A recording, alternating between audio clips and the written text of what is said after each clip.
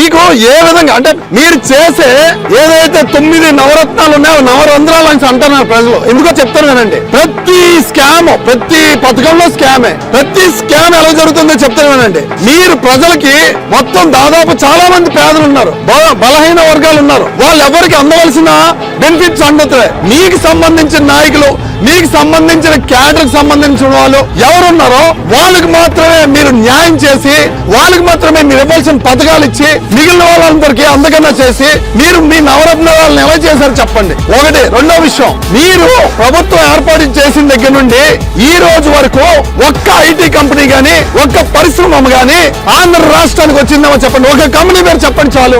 ఎందుకంటే ఆంధ్ర రాష్ట్రం డెవలప్ అయ్యేది ఎప్పుడైనా యువతకి భవిష్యత్ ఇచ్చి వాళ్ళకి బంగారు జాబులు ఇస్తే ఖచ్చితంగా ఆంధ్ర డెవలప్మెంట్ ఉంటది, ఇన్కమ్ సోర్స్ ఉంటది ఆంధ్రాకి. మీరు ఇన్కమ్ సోర్స్ లేకుండా చేస్తారు. అప్పులే దాదాపు 12 లక్షల కోట్లు అప్పు చేశారండి మీరు.